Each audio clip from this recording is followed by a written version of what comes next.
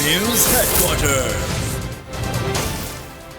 बिस्मिल्लाहिर्रहमानिर्रहीम, अस्सलामुअलैकुम। बोल न्यूज़ हेडक्वार्टर्स में खुशामदीद। मैं हूं सोनिया शेख। मैं हूं आपके साथ रमशा साजिद। हेडलाइंस आपने जानी, आम खबरों में बात होगी।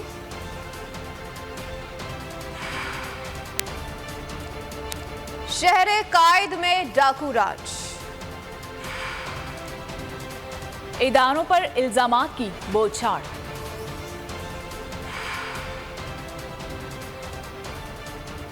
तरीन का हुकूमत पर पलटकर वार, PSL तराने की धूम,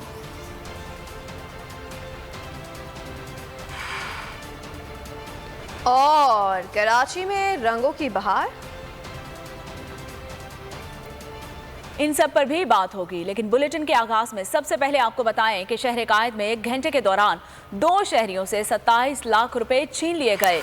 बैंक से रकम लेकर निकलने वाले शहरी को लूट लिया गया। मुलजमान टिपू सुल्तान थाने की हदूद में शहरी से 3 लाख रुपए लूट कर फरार हो गए। वारदात की CCTV फुटेज बोल न्यूज ने हासिल कर ली।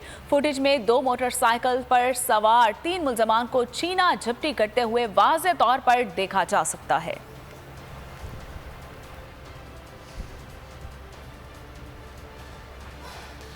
कराची के शहरी डकैतों के रहमो करम पर हैं। सिंधी मुस्लिम सोसाइटी में शहरी से 23 लाख रुपए की रकम लूट ली गई है। निजी कंपनी के मुलाजमीन बैंक से रकम लेकर निकले तो ताकुब करते लुटेरों ने रकम से भरा बैग छीन लिया। बोल न्यूज से CCTV फुटेज हासिल कर ली।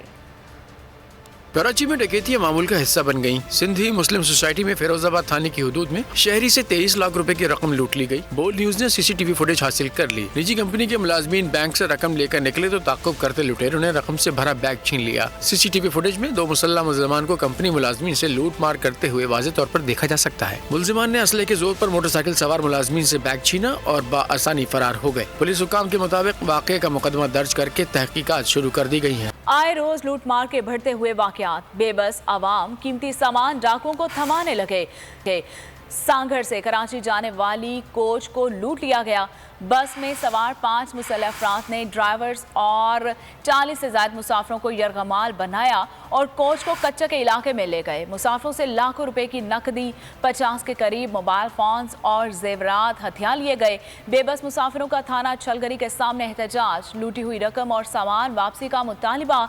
एक मुसाफिर के पास 7.5 लाख जबकि दूसरे के पास 6 लाख रुपए मौके पर मौजूद थे।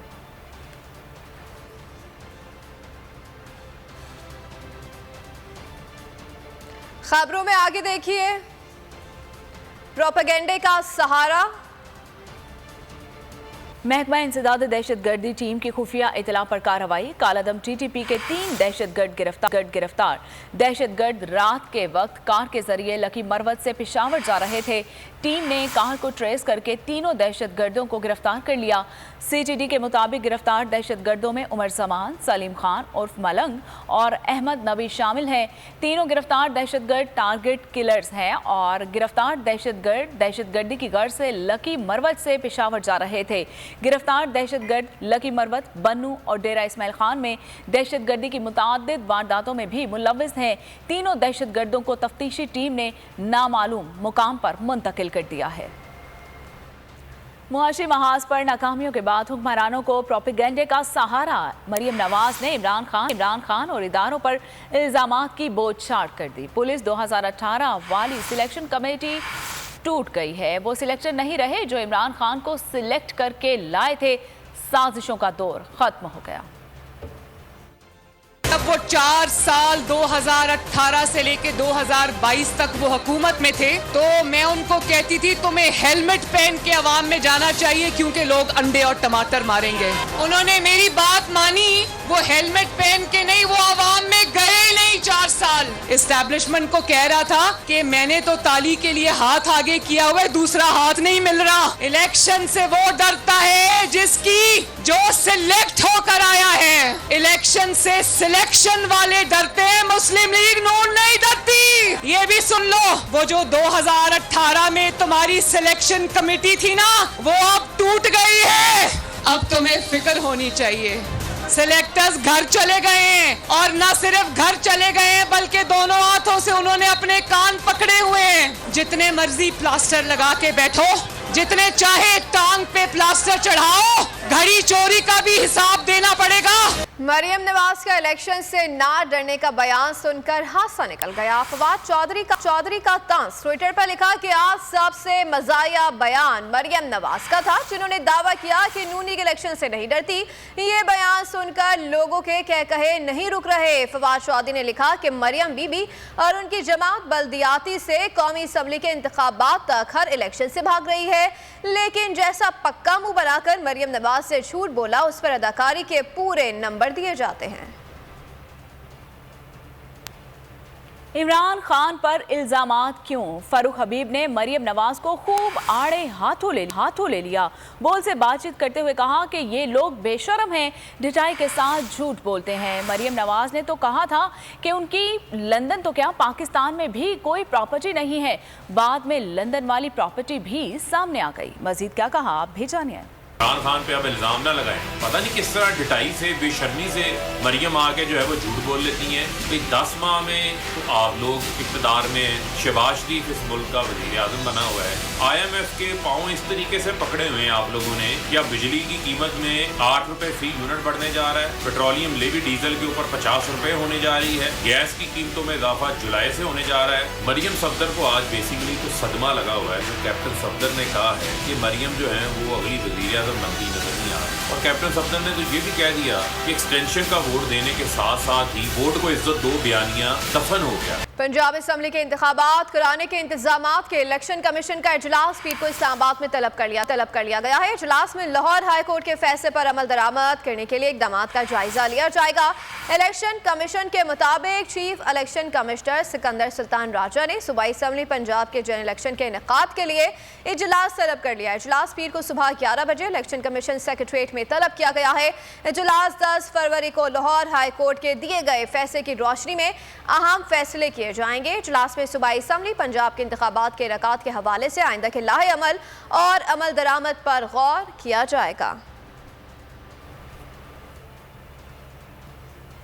हुकूमत की इंतकामी कार्रवाइयां PTI के एक और रहनुमा निशाने पर आ गए। ऑडियो लीक का बहाना बनाकर FIA का शौकत तरीन के खिलाफ कानूनी कार्रवाई शुरू करने का फैसला।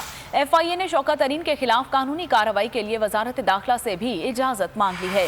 शौकत तरीन का भी करारा जवाब। बोल न्यूज़ से बातचीत करते हुए कहा कि मेरे ऊपर बेबुनियाद किस्म का केस बनाया गया है, इन चीज़ों से हम दबाव में आने वाले हरगिज़ नहीं।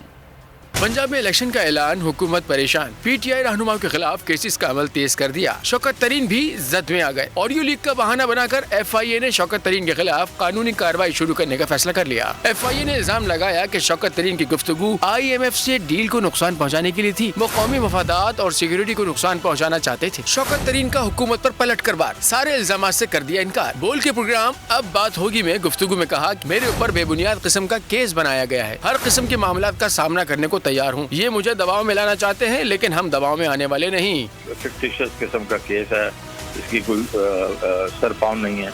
ये अगर करना चाहें तो जो मर्जी कर लें।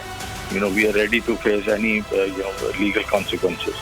जाहिर है ये मुझे प्रेशराइज करना चाह रहे हैं, तो यार इनसे तो हम इन चीज़ों से प्रेशराइज तो नहीं होते यार। वाज़ेह रहे वफाकी हुकूमत ने शौकत तरीन की लीक ऑडियो पर तहकीकात के लिए मामला FIA को भिजवाया था। अगर आपको हमारी ये वीडियो पसंद आई है तो लाइक पर क्लिक कीजिए। बोल उड़ाएगा सबका होश, भूल जाएंगे सब अपना जोश।